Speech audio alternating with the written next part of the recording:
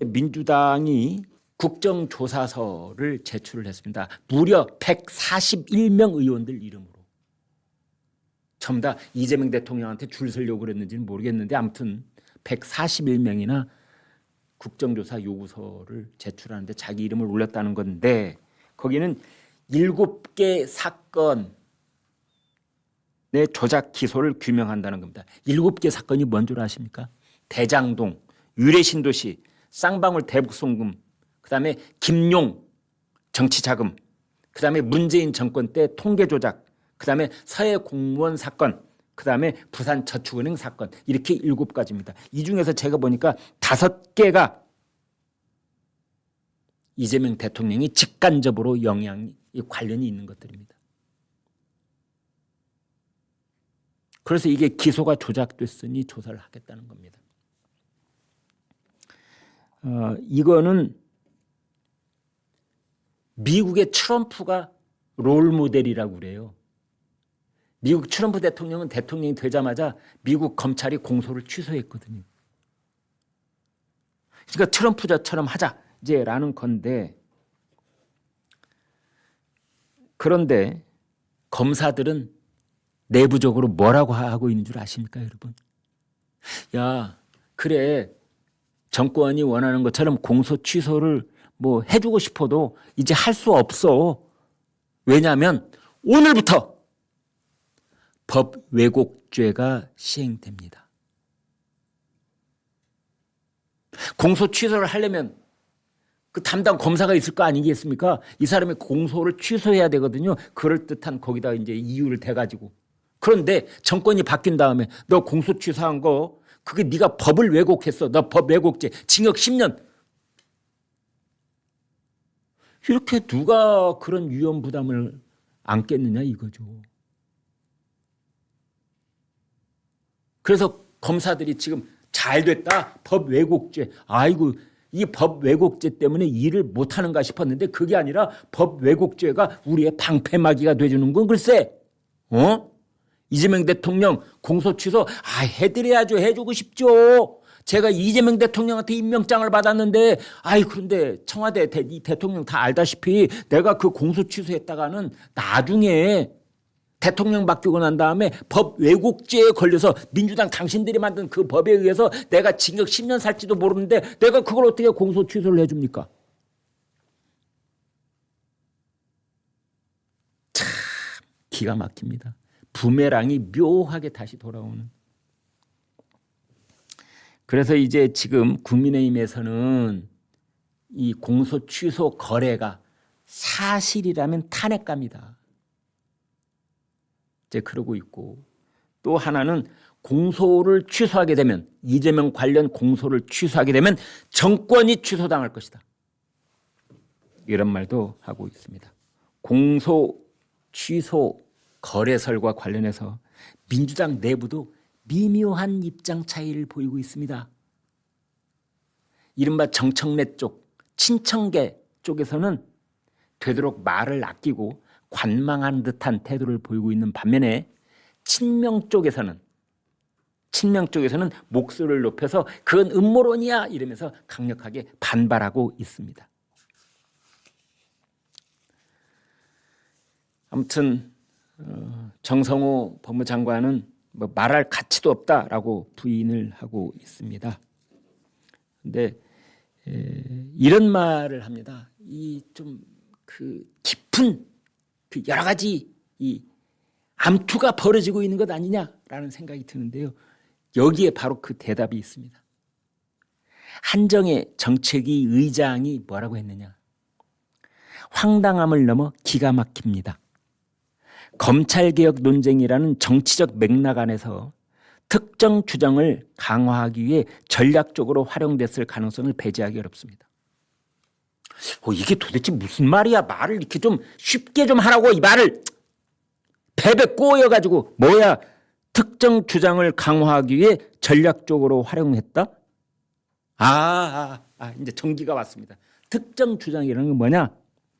민주당 강경파들이 보안수사권 안 돼. 검사들 일괄 사표 받아서 재임용해야 돼. 검찰총장 안 돼. 라는 그 특정 특정 주장을 강화하기 위해서 전략적으로 활용했다. 뭘? 대통령이 거래를 시도했다는 음모론을 활용했다. 이런 뜻입니다. 정성호 장관은 뭐라고 했느냐? 자신들의 생각과 다르다고 하여 음모론이란 부적절한 주장을 꺼냈다.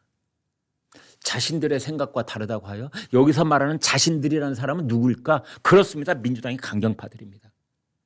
보안수사권 안 돼. 검찰총장이란 직함 안 돼. 그러니까 한정혜하고 정성호가 하는 말이 똑같은 말인데 그 말을 제가 해석해 본다면 민주당 강경파들이 자신들의 입장을 관철시키기 위해서 대통령을 물고 들어가 있다. 뭐로? 거래설이라는 갈고리로 탁 대통령을 찍어서 이 음모론 속으로 지금 집어넣고 있는 것이다. 라고 한정혜, 정성호, 친명계 의원들은 말하고 있는 것입니다. 그런데 참 여기서 희한한 건 저는 희한한 광경을 하나 보는데요. 민주당 지도부는 공식 대응이 없습니다. 어제 오늘 우리나라 정치권을 발칵 뒤집어 놓고 있는 이 어마어마한 사건에 대해서 청와대도 아무런 말이 없습니다. 왜 그러는 걸까요? 왜 공식 대응이 없는 걸까요? 이때 속담 하나가 떠오릅니다. 아니 땐 굴뚝에 연기 날까?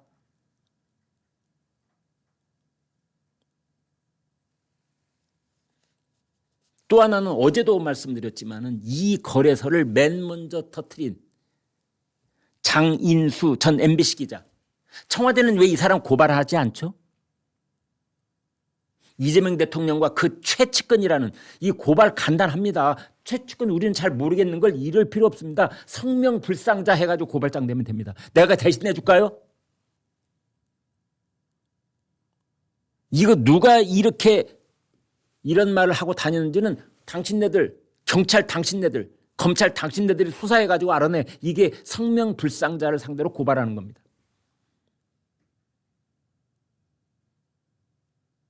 민주당도 그렇게 해야 되고 청와대도 그렇게 해야 되는 거 아닙니까? 청와대 민정수석 뭐 하고 있습니까? 비서실장 뭐 하고 있나요?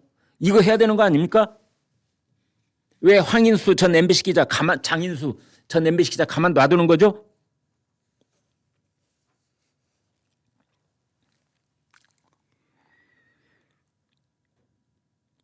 어제 그제 이틀 사이에 김어준 씨가요. 사실은 장인수 기자가 이렇게 이야기를 쭉 하자 뭐라고 했냐면 장 기자가 큰 취재를 했다. 또 어제는 무슨 말을 했느냐. 이재명 대통령이 정부안을 통과시키면 그러니까 공소청, 중수청과 관련된 정부안을 통과시키면 임기 말에 검찰에 혹독하게 당할 것이다. 뭐 그런 말까지 했습니다. 아무튼 민주당의 상황이라고 했던 김어준 유튜브가 지금 노골적으로 이재명 대통령을 겨냥하고 있는 그런 인상을 주고 있고 지금 어제도 말씀드렸다시피 장인수 기자라는 사람은 검찰이 나중에 이재명 대통령이 서울 동부지검의 백혜룡 경정을 거기에 뭐 투입하라고 지시했던 것을 직권남용으로 엮어서 아마 이재명 대통령조차도 몰아내려고 할 가능성이 있다라는 식으로 이야기를 한 바 있습니다. 국민의힘 쪽에서는 이제 특검을 강하게 밀어붙이면서 뭐라고 했느냐? 특검을 거부하면 거래설을 자백하는 거나 다름없다. 이렇게 얘기하고 있고요. 민주당 쪽에서는 뭐라고 얘기하고 있느냐? 이런 분석이 나와 있습니다. 충정로 대통령이라는 김어준 씨가 노무현, 문재인 정권 때와는 달리 이재명 정권의 실용주의라고 하는 것을 용납하지 않는 것이다. 그래서 이재명 대통령에게 객관 강박이라는 표현까지 쓰면서 연일 공격을 해대는 것은 김어준 내가 정권 탄생 1등 공신인데 왜 말을 안 듣느냐 이런 뜻이다. 이런 분석까지도 하고 있습니다. 아무튼 친명계 쪽에서는 공소 취소 문제하고 검찰 개혁 문제를 함께 엮지 말아라. 이제 이런 목소리를 내고 있습니다.